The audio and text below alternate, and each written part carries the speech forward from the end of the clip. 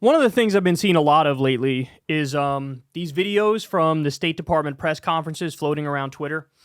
And the reason they are is because with the United States backing everything Israel is doing in the Middle East, we're getting answers from the administration that are just as absurd, if not more absurd, than the stuff that the Bush administration used to say about the Iraq war in their press conferences.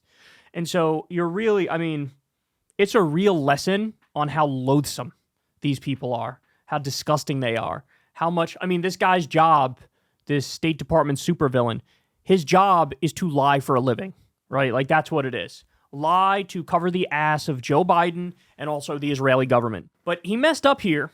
Shout out to Prem Thacker, who did a great job.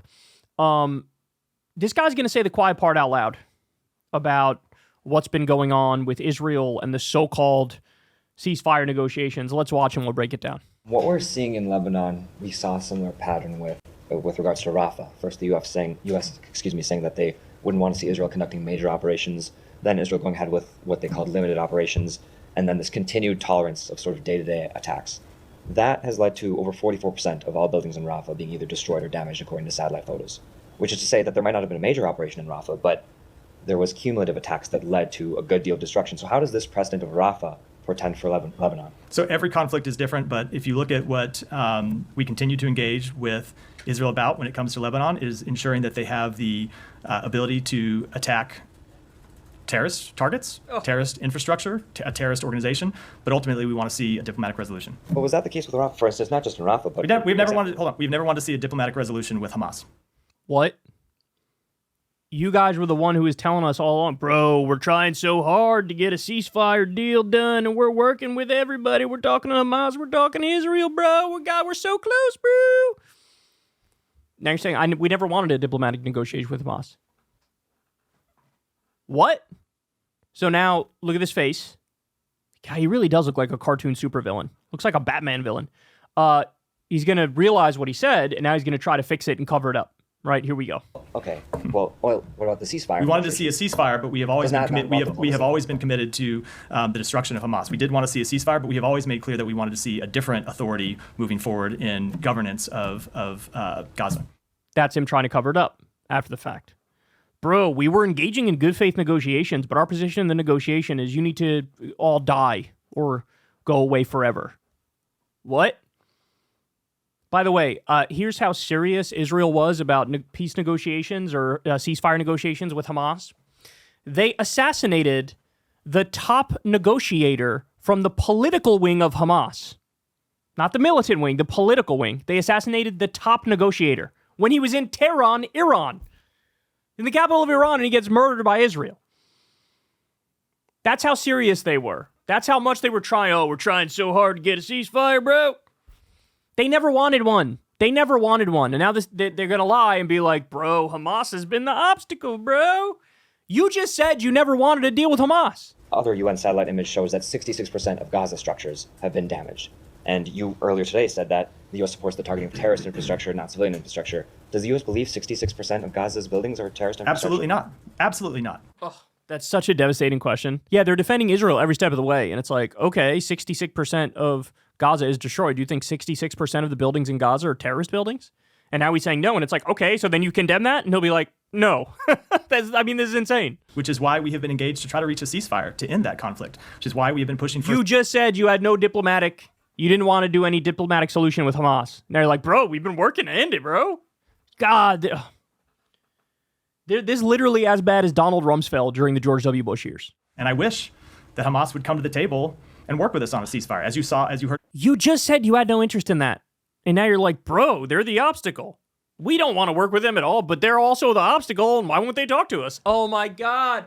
Hamas has been absent for weeks. Won't even respond to the mediators putting forward ideas asking whether they would agree to a ceasefire or not. Look, you can talk about Israel and the culpability that Israel has and the tough decisions that Israel needs to make. And it's absolutely true that Israel needs to make tough decisions to get to a ceasefire. But the way out of this conflict is a ceasefire. And it is Hamas that's missing in action right now that won't come to the table to talk about one.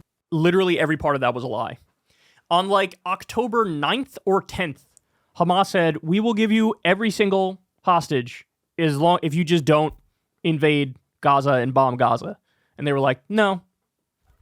So all the virtue signaling about, bro, bring them home. We're going to get all the people who are hostages, bro.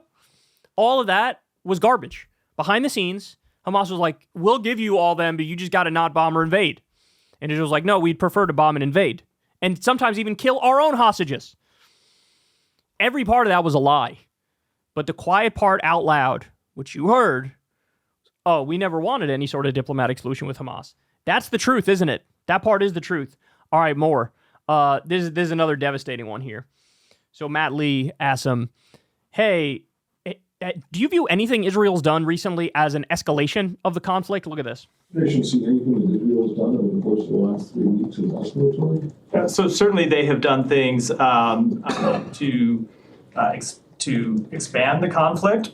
But if you look at the actions that they have taken, they were bringing terrorists to justice, terrorists who have launched attacks on Israeli civilians. If you look at what Iran did today. Okay, just real quick. Just the other day, there were 13 residential buildings in Lebanon that were bombed. There's over 1,000 people dead in Lebanon already. They admitted in the first attacks that went after Nasrallah and the top brass of Hezbollah, they admitted, IDF says there were 300 people who were killed. They don't even try to say all 300 were Hezbollah. It's not true. There was a residential building that they bombed, multiple residential buildings. So my guess is the number is actually at least double what they say. It's probably 600 people were killed in that bombing alone.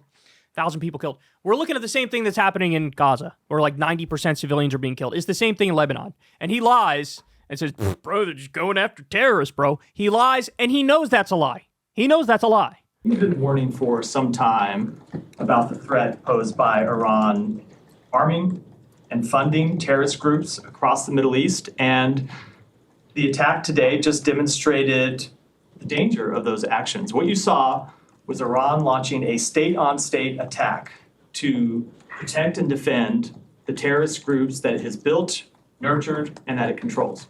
So there is a difference between the actions that we have seen Israel take to defend its civilians and what we see. What we've seen is Iran take. They are equivalent. I just wanted to make sure that you didn't see. No, we have certainly seen we've certainly seen Israel expand the nature of its attacks against Hezbollah, but it is a very different type of attack than what we saw today from a state actor against another state. So they've expanded the nature of their attacks, he admits, but they haven't escalated the attacks.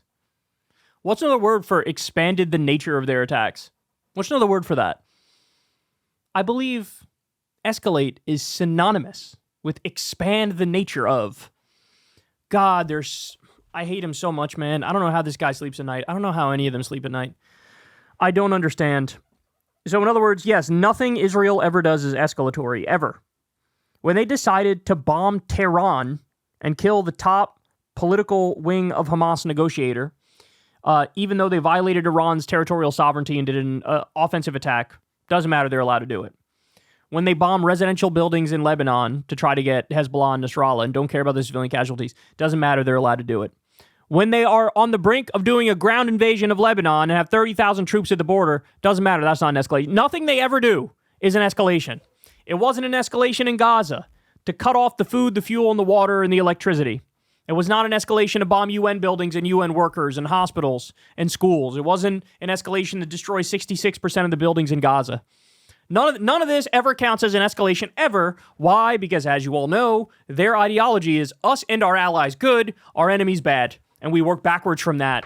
And it's now gotten to the point where you can't, in good faith, believe the line, right? Like there was a time when the U.S. would do the whole tap dance about, oh, yes, we care about international law and human rights and all this, and that's what we're protecting and that's what we're defending.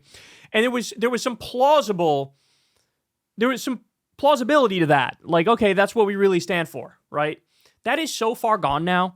I mean, it was initially shot and killed with the Iraq War, but now at this point, it is way beyond even where it was with the Iraq War, right? We just brazenly violate and let Israel violate international law on a daily basis and commit crime after crime after crime. And the entire time, we're shitting on them and telling them it's delicious Hershey's chocolate, right? I mean, it's unbelievable. I don't know how this guy sleeps at night. I don't know how any of them sleep at night. What they're doing is flat out evil.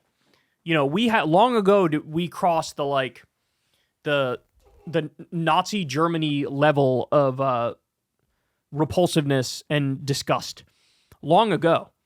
Israel knows they're killing civilians and they don't care, and they're fine with killing civilians because they've dehumanized these people. And the U.S. is right there to defend them every step of the way. And even when Biden says, I don't want Israel to do that, then they do it, and then Biden's like, I'm going to defend them doing that. Like, what are we doing here? Pull the leash. Reel them back in. Guys, it doesn't get any worse than this. Hey, y'all, do me a favor and like and subscribe. It helps out big time in the algorithm. Click the bell as well for notifications when videos drop, and watch that video on screen right now. You know you want to.